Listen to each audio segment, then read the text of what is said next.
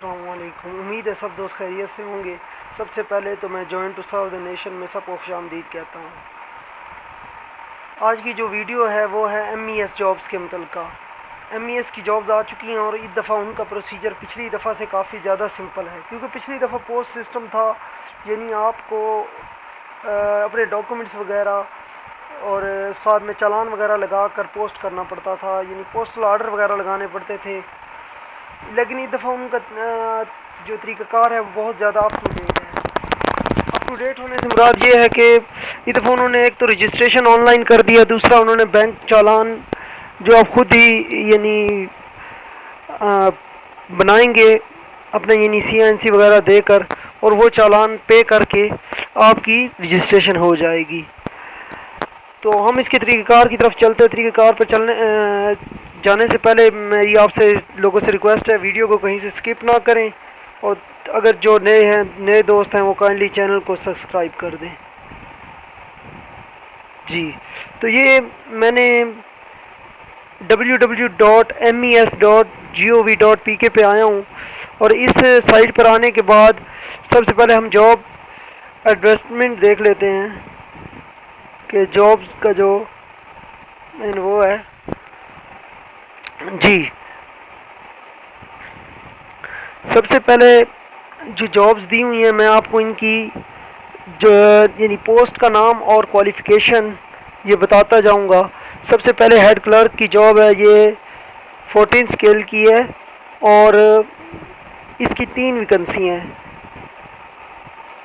इसके लिए तालीम ग्रेजुएशन चाहिए, 18 से 30 साल एज होनी चाहिए। नेक्स्ट है स्टेनोटाइपिस्ट। इसके लिए इंटरमीडिएट साथ में मिनिमम स्पीड 80/40 वर्ड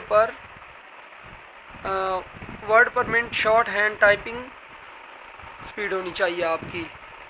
जो नेक्स्ट है वो है सब इंजीनियर। इसके लिए आपको इसकी 187 वैकेंसी हैं इसकी, और इसके लिए 3 ईयर डिप्लोमा एसोसिएट इंजीनियरिंग यानी civil from recognise knowledge of office automation होने चाहिए। नेक्स्ट है सब इंजीनियर। इसकी 56 वैकेंसी हैं, सीट्स हैं, और इसके लिए 3 year diploma in associate engineering from recognise technical institute. Next जो है वो है सब इंजीनियर की जॉब्स हैं। उसके लिए आपका 3 ईयर डिप्लोमा होना चाहिए और साथ में नॉलेज ऑफ ऑफिस ऑटोमेशन होनी चाहिए। और इसकी 38 सीट्स थी। फिर है अपर डिवीज़न क्लर्क। अपर डिवीज़न क्लर्क यानी UDC के लिए 11वां स्केल होता है इसका, और इसकी 43 यानी 43 सीटें, 18 से 30 साल एज मांगी गई है, और इसके लिए सिर्फ़ और सिर्फ इंटरमीडिएट यानी आप FSC हैं, FA हैं तो आप अप्लाई कर सकते हैं।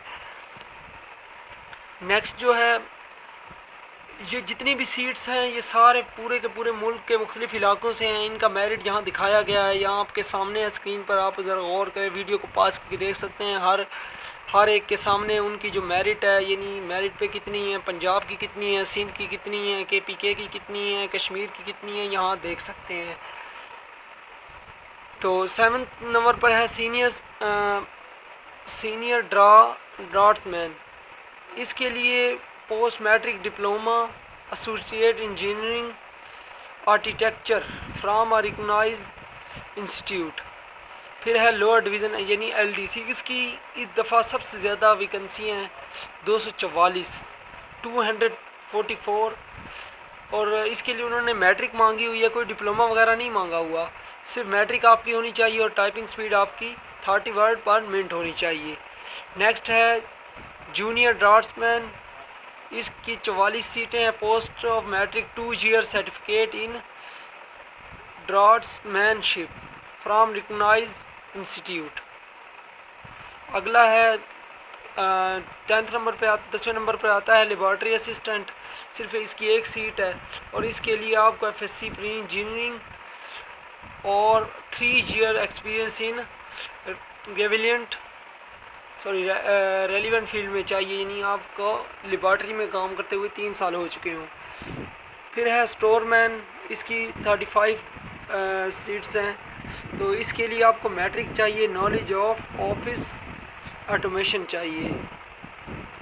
फिर है कॉपियर ऑपरेटर, इसके लिए सिर्फ आपको मैट्रिक चाहिए और इसकी 43 सीटें हैं। फिर इसके बाद सिविल ड्राइवर, एमटी ड्राइवर हैं जो, वो है 174 सीट्स हैं और इसके लिए आप प्राइमरी पास हो, valid driving licence as well versed in traffic rule, यानी आप ट्रैफिक रूल्स को अच्छी तरह से जानते हो। फिर है डिस्पैच राइडर, इसकी सिर्फ 2 सीट्स हैं और इसके लिए मैट्रिक चाहिए, have LTV licence, 3 year experience चाहिए आपको। फिर है वेटर, इसकी 2 सीटें हैं और इसके लिए आपकी तालीम मिडल होनी चाहिए। फिर है दफ्तरी, इसकी 5 सीटें हैं, इसकी तालीम प्राइमरी है। प्राइमरी की बहुत ज़्यादा जॉब्स दी गई हैं, नीचे देख सकते हैं आप, नायब का कासिद हो गया, माली हो गया, चौकीदार हो गया, सेंट्री वर्कर, खाकरोब वगैरह, ये सारी की सारी। अब हम देखते हैं कि जो इनका प्रोसीजर है अप्लाई करने का वो क्या है इनका। इसके लिए आपको इसकी साइट www.mes.gov.pk पर जाना पड़ेगा, वहाँ से इसकी ऑनलाइन रजिस्ट्रेशन होगी। ठीक है, तो इसकी ऑनलाइन आप रजिस्ट्रेशन कैसे करेंगे ये मैं अभी आपको बताऊंगा। इससे पहले हम ये जो इसकी इंस्ट्रक्शन हैं इनको पढ़ लें एक दफ़ा।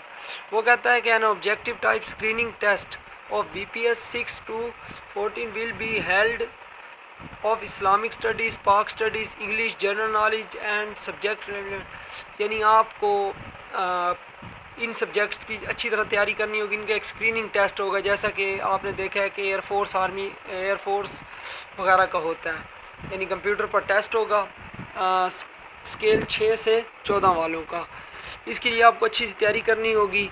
अगर आप चाहते हैं कि आपकी तैयारी ज़बरदस्त हो तो काइंडली आप हमारा चैनल सब्सक्राइब कर लें ताकि हम डेली बेसिस पर जो वीडियोस बनाते हैं वो आप तक पहुंच सकें। Non Muslim must provide there declaration on oaths at the time of interview. Disabled quota is reserved for those who are registered with district rehabilitation organization or district council health. वो इसके बाद वो कहता है कि government servant must apply after getting NOC, यानी government का जो सर्वेंट है वो NOC लेकर अप्लाई कर सकता है। इसके अलावा जो है candidate 1 for post BPS 1 to 2 और एक्सेप्टेड, यानी जो कैंडिडेट स्केल 1 और स्केल 2 वाले हैं उनके लिए उन पर कोई कोई चालान नहीं है, उनको छूट है। और जो है 3 से लेकर 14 तक उनके लिए चालान है, यानी वो रजिस्ट्रेशन करवाने के बाद अपना चालान फॉर्म भी वहाँ से निकालेंगे और वो चालान फॉर्म जमा करवाएंगे, जिस पर वो अपना रोल नंबर जो कि रजिस्ट्रेशन करने के बाद मिलेगा वो लिखेंगे। इसके बाद स्केल 3 to 10 वाले 400 रुपये, यानी स्केल 3 से 10 वाले 400 रुपये और स्केल 11 से 14 वाले 500 रुपये चालान पे करेंगे। इन्होंने बैंक दिए हुए हैं, इन बैंक्स में इन्हें पे करना होगा। इसके बाद अब वो बताता है कि क्या क्या चीज़ें आपके पास होनी चाहिए, यानी आप इंटरव्यू या टेस्ट वगैरह पर जाएं। वो कहता है कि 3 latest photo, passport size photographs, attested photocopy of educational documents, attested copy of domicile and CNIC, यानी ये सारी चीज़ें आपके पास होनी चाहिए जो आमतौर पर एक आप टेस्ट देने जाते हैं। तो इसकी लास्ट डेट 7 सितंबर 2020 है। तो अभी मैं आपको बताऊंगा कि इसमें आप अप्लाई कैसे कर सकते हैं।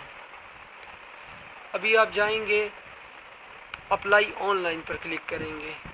यहाँ मैं आपको ये प्रोसीजर बताने वाला हूँ कि आप अप्लाई कैसे करेंगे। ये मैंने यहाँ साइट खोली, ये स्टेप 1 है, इसमें अपना CNIC, फिर डोमिसाइल, फिर डिस्ट्रिक्ट वगैरह ये सारा कुछ लिखेंगे, फिर नेक्स्ट पेज ओपन होगा। इसी तरह आप 3 स्टेप्स में ये क्लियर करें, 5 स्टेप्स में आप क्लियर करेंगे।